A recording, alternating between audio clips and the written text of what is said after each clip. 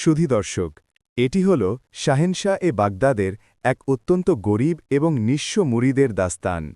আমার বাচ্চা, ঘাবড়িও না, আল্লাহ সব ভালো করবেন। যখন তার বৃদ্ধা মা তার এই গরীব ছেলের কাছে হজে নিয়ে যাওয়ার ইচ্ছা প্রকাশ করলেন, আমাকে হজে যেতে হবে, তুমি যেভাবেই হোক বন্দোবস্ত করো। সেই গরীব ছেলেটি যে দুবেলা ভাতের জন্য পরেশান ছিল, সে অসহায় হয়ে পড়ল। তারপর তার বৃদ্ধা মা কীভাবে তাকে জুতো দিয়ে মারলেন, তারপর শাহেনশাহ-এ-বাগদাদ কিভাবে তাকে পথ দেখালেন, সুধী দর্শক, নিশ্চিতভাবেই এই ঘটনা আপনাদের হৃদয়ের তার নাড়িয়ে দেবে। বিসমিল্লাহির রহমানির রহিম।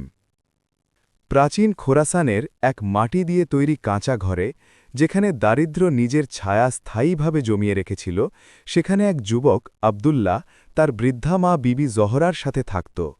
আবদুল্লার সারা দিন মেহনত আর মজুরিতে কাটত। সে শহরের বড় লোকদের জন্য বোঝা বইত, কাঠ কাটত, যাতে রাতে মায়ের আঁচলে শুকনো রুটির কয়েকটা টুকরো তুলে দিতে পারে। দারিদ্র্যই ছিল তাদের ভাগ্য, কিন্তু তাদের হৃদয়ে ঈমানের দৌলত আর আল্লাহর ওপর বিশ্বাস অগাধ ছিল।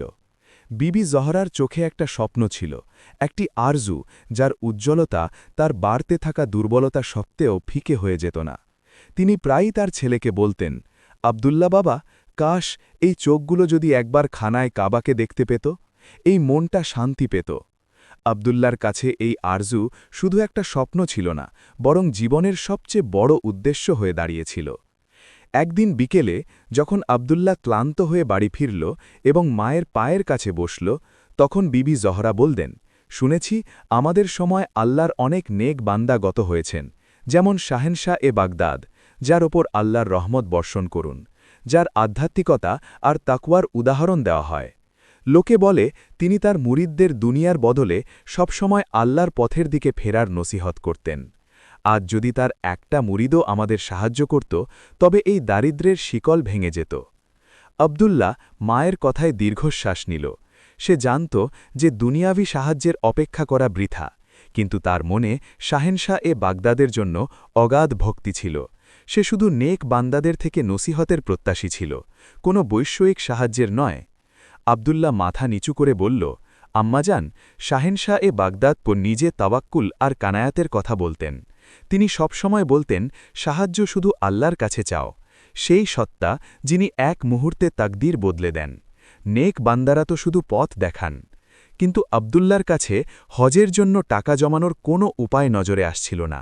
মক্কার সফর ছিল কঠিন, দীর্ঘ আর অনেক ব্যয়বহুল। সে সপ্তাহ ধরে মেহনত করলে একবেলার খাবার জোটা মুশকিল হতো। সেই রাতে আবদুল্লাহ গভীর ঘুমে আচ্ছন্ন ছিল। তখন সে এক অদ্ভুত স্বপ্ন দেখল। এক নুরানি আর মর্যাদাবান ব্যক্তিত্ব তার সামনে দাঁড়িয়েছিলেন। তার চেহারায় আল্লাহর ভয় আর ভালোবাসার নূর ছিল, এবং তার মুখে শুধু আল্লাহর জিক্র ছিল। আবদুল্লাহ তৎক্ষণাৎ চিনে ফেলল, ইনি শাহেনশাহ-এ-বাগদাদ ছিলেন। শাহেনশাহ-এ-বাগদাদ মুচকি হেসে আবদুল্লার দিকে তাকালেন এবং অত্যন্ত নরম সুরে বললেন, হে আবদুল্লাহ, তুমি তোমার মায়ের হজের জন্য চিন্তিত? মনে রেখো, তোমার আমলই তোমার খাজানা, তোমার মুদ্রা নয়। আবদুল্লাহ কাঁপতে কাঁপতে জিজ্ঞেস করল, হে আমার পথপ্রদর্শক, আমি কি করব? আমি তো একজন ফকির, মক্কার সফর অনেক দীর্ঘ, আমার মা অনেক বৃদ্ধ। শাহেনশাহ-এ-বাগদাদের কণ্ঠস্বর ছিল প্রভাবশালী। মেহনাত, সাবার আর পূর্ণ তাওয়াক্কুল, রিজিক আর পথের ব্যবস্থা আমার রব করবেন। মানুষের দরজার দিকে তাকিও না, তুমি সারাদিন সেই মানুষদের জন্য মেহনত করো যারা তোমাকে শুধু কয়েকটা মুদ্রা দেয়, কিন্তু তুমি একটি রাতও আল্লাহর জন্য কেন বের করো না? মনে রেখো, হজ টাকা দিয়ে নয়, নিয়াত দিয়ে হয়। আল্লাহর কাছে চাও এবং তারপর নিজের হিম্মাতের উপর ভরসা করো। এই সফরের সময় তোমাকে এমন কিছু মুশকিলের সম্মুখীন হতে হবে যা দুনিয়াবী মানুষের ভাবনায় আসতে পারে না, কিন্তু এই মুশকিলগুলো তোমার তাওয়াক্কুলকে পরীক্ষা করবে। শাহেনশাহ-এ-বাগদাদ নিজের হাত আবদুল্লার কাঁধে রাখলেন। আল্লাহ তোমাকে এতটা সাবর দেবেন যে তুমি তোমার মাকে কাঁধে বসিয়েও এই সফর পার করে ফেলবে, কিন্তু এই বোঝাকে কখনো বোঝা মনে করো না, এটি তোমার জান্নাতের দরজা হবে। যাও, নিজের রবের ওপর ভরসা রাখো এবং শুধু তার কাছেই সাহায্য প্রার্থনা করো। স্বপ্ন ভেঙে গেল, কিন্তু আবদুল্লার মন নূরে আলোকিত হয়ে গিয়েছিল।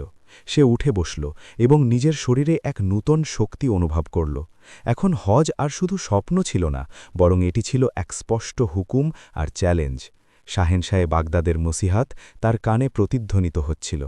পরদিন সকালে আবদুল্লার রুটি বানানোর জন্য বেঁচে থাকা শেষ আটাটুকু দেখল।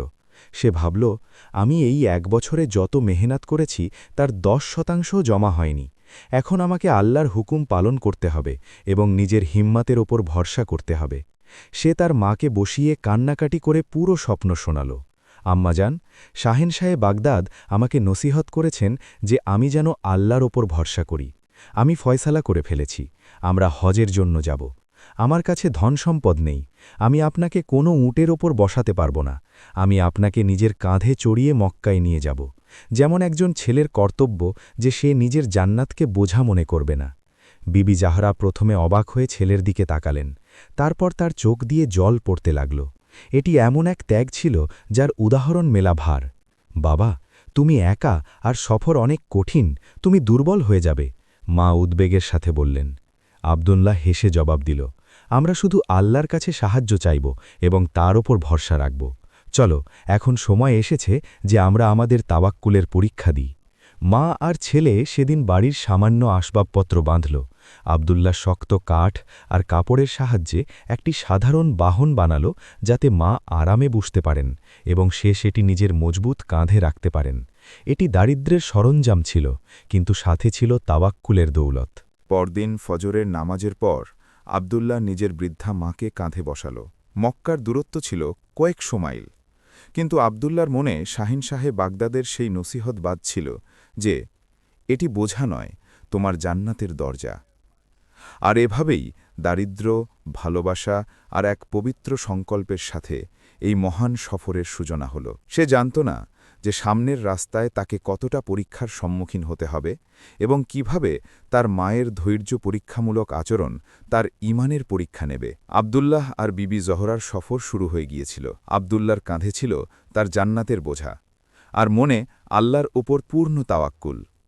সফরের শুরু তো জোশ আর জাজবা দিয়ে হয়েছিল, কিন্তু শীঘ্রই এই মহান সিদ্ধান্তের বাস্তবতা সামনে আসতে লাগল।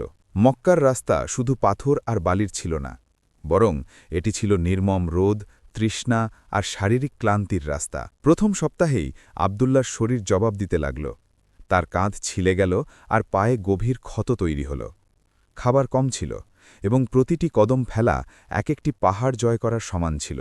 কিন্তু যখনই তার সাহস ভাঙতে শুরু করত, তার শাহেনশাহে বাগদাদের সেই চেহারা মনে পড়ে যেত যা স্বপ্নে বলে গিয়েছিল, এটি বোঝা নয়, তোমার জান্নাতের দরজা।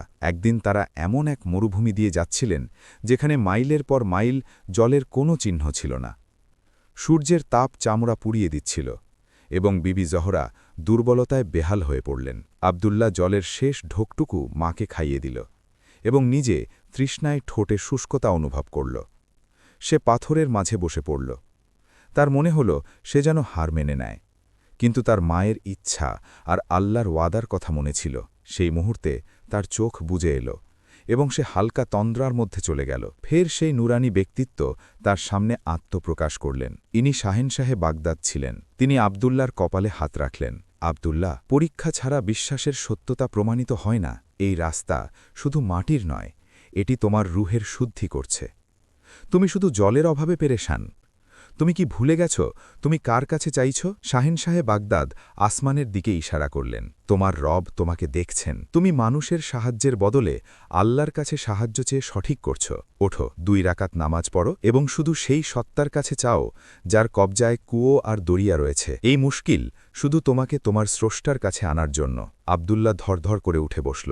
স্বপ্নের প্রভাব এমন ছিল যে সে নিজের শরীরে এক নতুন প্রাণশক্তি অনুভব করল। সে বিবি জহরাকে সাহারা দিল এবং অজু করার জন্য জল খোঁজার বের হওয়ার আগে এক শুকনো জায়গায় দাঁড়িয়ে নফল আদায় করল এবং সিজদায় গিয়ে শুধু আল্লাহর কাছে সাহায্য চাইল। ফলশ্রুতি, সে কয়েক কদম চলতেই বালির ঠিক মাঝখানে এক জায়গায় হালকা ভিজে ভাব দেখতে পেল। সে সাহস করে সেটি খুঁড়ল, তো সেখান থেকে ঠান্ডা আর মিষ্টি জলের এক ছোট ঝর্ণা বের হল। সে তৃপ্তি ভরে জল পান করল, মাকে খাওয়াল এবং মনে মনে আল্লাহর শুকরিয়া আদায় করল আর শাহেনশাহে বাগদাদের নসিহতের সত্যতা অনুভব করল। এটি ছিল পূর্ণ তাওয়াক্কুল আর আল্লাহর দিকে ফেরার প্রতিদান, কোনো পার্থিব সাহায্য বা শিরকপূর্ণ আমলের নয়। অনেক সপ্তাহ কেটে গেল আর সফর চলতে থাকল। ক্লান্তি, খিদে আর অনবরত শারীরিক ব্যথার কারণে আবদুল্লাহ প্রায়ই পথ চলতে গিয়ে টলে যেত বা শ্বাস নেওয়ার জন্য দাঁড়িয়ে যেত। তার গায়ের রং ফ্যাকাশে হয়ে গিয়েছিল আর চোখ বসে গিয়েছিল। বিবি জহরা, যিনি নিজে বৃদ্ধা আর দুর্বল ছিলেন, ছেলের এই অবস্থা দেখে ভীষণ চিন্তিত হয়ে পড়লেন। কিন্তু তার আচরণ ছিল অদ্ভুত। তিনি ছেলের কষ্ট সহ্য করতে পারছিলেন না, কিন্তু নিজের ভালোবাসা আর দুঃখকে এক ধৈর্য পরীক্ষামূলক রাগের মাধ্যমে প্রকাশ করছিলেন। যখনই আবদুল্লাহ ক্লান্ত হয়ে থামত বা তার পা টলমল করত, বিবি জহরা নিজের ছেলেকে গালি আর কড়া ভাষায় কথা বলতে শুরু করতেন এবং এমনকি নিজের জুতো খুলে আবদুল্লাহ কোমর, কাঁধ আর মাথায় মারা শুরু করতেন। ওরে নাফরমান, তুই আমাকে মক্কায় নিয়ে যাচ্ছিস নাকি আমাকে আজাব দিচ্ছিস? বিবি জহরা চিৎকার করতেন। তুই কেন বারবার থেমে যাচ্ছিস? তুই ঠিকমতো কেন চলতে পারছিস না? তুই আমাকে কষ্ট কেন দিচ্ছিস? তোকে দিচ্ছি, তুই কি জানিস না আমি কোন আরজু নিয়ে এসেছি? আবদুল্লাহ জুতোর মার, কঠোর ভাষা আর বকুনি নীরবে সহ্য করত। শারীরিক এবং মানসিক উভয় যন্ত্রণাই ছিল, কিন্তু সে মায়ের বিরুদ্ধে একটি শব্দও বলত না। তার মনে ছিল যে শাহেনশাহে বাগদাদ বলেছিলেন, এই বোঝা তোমার জান্নাতের দরজা হবে। সে জানত যে মায়ের এক মুহূর্তের অসন্তুষ্টি তার সমস্ত মেহনত বৃথা করে দিতে পারে। সে মায়ের রাগের আড়ালে লুকিয়ে থাকা মমতার অসহায়ত্ব এবং ছেলের কষ্ট দেখে মনে মনে কাঁদত, কিন্তু মুখে শুধু লা হাওলা ওয়ালা কুওয়াতা ইল্লা বিল্লাহ জপ করত। একদিন একটি কাফেলা পাশ দিয়ে যাচ্ছিল। সেই কাফেলার সর্দার এই অদ্ভুত দৃশ্য দেখল। এক ছেলে নিজের বৃদ্ধা মাকে কাঁধে নিয়ে যাচ্ছে আর মা তাকে অনবরত জুতো দিয়ে মারছে। সর্দার অবাক হয়ে দাঁড়িয়ে আবদুল্লাহকে জিজ্ঞেস করল, হে যুবক, এটি কেমন যন্ত্রণা যা তুমি সহ্য করছ? তুমি কেন এই বৃদ্ধা মাকে নিচে নামিয়ে দিচ্ছ না যে তোমাকে এভাবে মারছে? আবদুল্লাহ মায়ের দিকে তাকাল, তারপর সর্দারের দিকে তাকিয়ে হাসল। জনাব, ইনি আমার মা। তার এই জুতোর মার আমাকে শুধু দুটি কথা মনে করিয়ে দেয়। প্রথমত, এটি আমার কর্তব্য যে আমি তার প্রতিটি ইচ্ছা পূরণ করি, আর দ্বিতীয়ত, আমার মালিক আমার কাঁধে জান্নাতের বোঝা রেখেছেন। আমাকে শাহেনশাহে বাগদাদও নসিহত করেছিলেন যে এই বোঝাকে কখনো বোঝা মনে করো না। তার এই রাগ আসলে তার ভালোবাসা, যা আমার কষ্টে অসহায় হয়ে পড়ছে। আমার গন্তব্য মক্কা, আর এই বোঝার মূল্য শুধু আল্লাহ জানেন। আমার মানুষের সহানুভূতির প্রয়োজন নেই, আল্লাহর পুরস্কার চাই, যা আমি সবরের মাধ্যমে পাব। এটি শুনে সর্দার এবং কাফেলার লোকজন অবাক হয়ে গেল। তারা আবদুল্লাহকে কিছু সফরের খাবার দেওয়ার চেষ্টা করল, কিন্তু আবদুল্লাহ কৃতজ্ঞতার সাথে অস্বীকার করল। ধন্যবাদ, কিন্তু আমার ভরসা শুধু আমার রবের উপর। আমি যদি মানুষের কাছ থেকে নিতে শুরু করি তবে আমার তাওয়াক্কুলের মূল্য কমে যাবে। আবদুল্লাহ পুনরায় মাকে কাঁধে তুলে নিল এবং ক্ষত আর জুতোর মার সত্ত্বেও এক নতুন সংকল্প নিয়ে মক্কার দিকে এগিয়ে চলল। তার বিশ্বাস ছিল যে শাহেনশাহে বাগদাদের পথপ্রদর্শন আর আল্লাহর ওয়াদা তাকে অবশ্যই গন্তব্যে পৌঁছাবে। আবদুল্লাহ সফর এখন কয়েক মাসের হয়ে গিয়েছিল। শরীর আর আত্মা উভয়ই ক্লান্তির শেষ সীমায় পৌঁছে গিয়েছিল। সে এক চলন্ত ছায়ায় পরিণত হয়েছিল, কিন্তু কাঁধে বসা মায়ের হজের আরজু তার পায়ে নতুন প্রাণের সঞ্চার করত।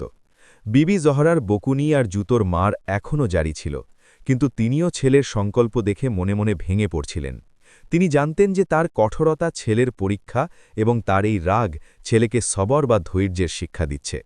তারা এখন হিজাজের মাটির কাছাকাছি পৌঁছে গিয়েছিলেন, কিন্তু মরুভূমির গরম আরও তীব্র রূপ ধারণ করেছিল।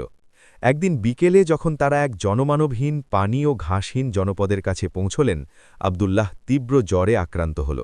তার শরীর আগুনের মতো পুড়ছিল এবং সে চলার শক্তি হারিয়ে ফেলেছিল। সে টলতে টলতে বালির ওপর পড়ে গেল, কিন্তু শেষ নিঃশ্বাস পর্যন্ত মায়ের আসনটিকে পড়ে যাওয়া থেকে বাঁচানোর চেষ্টা করল। থেকে রক্ষা করল।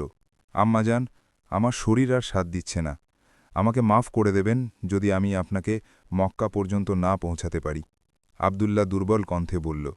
বিবি জহরার মন ছেলের এই অবস্থা দেখে চুরমার হয়ে গেল। তিনি জলদি নিচে নেমে ছেলের মাথা নিজের কোলে রাখলেন। এখন রাগ শেষ হয়ে গিয়েছিল, শুধু মমতা ছিল যা অসহায় হয়ে কাঁদছিল। আমার লাল, তুমি আমার জন্য কি না করেছ? আমার হজ তো তোমার নিয়ত আর ত্যাগের মাধ্যমেই পূর্ণ হয়ে গিয়েছে। বিবি জহরা কাঁদতে কাঁদতে বললেন। সেটি এক পানিশূন্য জনপদ ছিল, যেখানে কোনো ডাক্তার ছিল না আর কোনো সাহায্যকারীও ছিল না। আবদুল্লার অবস্থা প্রতি মুহূর্তে খারাপ হচ্ছিল। এখন শুধু আল্লাহর সত্তাই ছিল তাদের শেষ ভরসা। যখন আবদুল্লাহ জীবন মৃত্যুর সন্ধিক্ষণে ছিল, ফের তার স্বপ্নে সেই নুরানি সত্তা উপস্থিত হলেন। শাহে বাগদাদ এবার আরও উজ্জ্বল আর প্রশান্ত ছিলেন। তিনি আবদুল্লার পাশে বসলেন এবং নরম সুরে বললেন, হে আমার মুরিদ, এটি তোমার শেষ এবং সবচেয়ে বড় পরীক্ষা। মৃত্যুকে ভয় পেও না। তুমি দুনিয়াকে এই বার্তা দিয়েছ যে আল্লাহর ওপর তাওয়াক্কুলের শক্তি কি হয়। তুমি অর্থ আর বাহনের অভাবকে কখনো বাধা হতে দাওনি। কিন্তু হে আমার পথপ্রদর্শক, আমি আমার মায়ের স্বপ্ন পূরণ করতে পারলাম না। শাহে বাগদাদ প্রজ্ঞাপূর্ণ উত্তর দিলেন, তুমি তোমার অংশ পূর্ণ করেছ। তুমি কি তোমার মায়ের এই বোঝা বহন করে মানুষের সমালোচনা, জুতোর মার আর তীব্র ক্লান্তি সহ্য করনি? তোমার জানা উচিত যে তোমার উপর তোমার মায়ের রাগ করা, তোমাকে জুতো মারা, এই সবই এই সফর পূর্ণ হওয়ার জন্য জরুরি ছিল। এই রাগ শুধু একটি পর্দা ছিল যাতে তুমি এই বোঝাকে কখনো বোঝা মনে না করো। এটি তোমার সবর আর পিতামাতার আনুগত্যের আবেগকে আসমান পর্যন্ত নিয়ে গিয়েছে। শাহে বাগদাদ নিজের আঙুল দিয়ে একদিকে ইশারা করলেন, এখন ওঠো, হিম্মত করো। তোমার কি মনে আছে আমার প্রথম নসিহত? সাহায্য শুধু আল্লাহর কাছে চাও। তুমি সব কিছু সহ্য করেছ, কিন্তু এই অসুস্থতাতেও মানুষের দরজায় যাওনি। তুমিই সফল। ওঠো, নিজের মাকে সান্ত্বনা দাও আর দোয়া করো যাতে রাব্বুল আলামিন তোমাকে একটি শেষ সুযোগ দেন, যাতে তুমি কয়েক মাইলের বাকি পথটুকু পূর্ণ করতে পারো। এটি বিশ্বাস রাখো যে তোমার কদম সরাসরি মক্কার দরজাতেই পড়বে। নিজের মুখ আল্লাহর দিকে রাখো। এই বলে শাহে বাগদাদ অদৃশ্য হয়ে গেলেন। আবদুল্লাহ চোখ খুলল তো দেখল তার জ্বর ঘাম হয়ে নেমে গিয়েছে এবং শরীরে এক আশ্চর্যজনক শক্তি অনুভব করল, যেন তার আত্মা নতুন জীবন ফিরে পেয়েছে।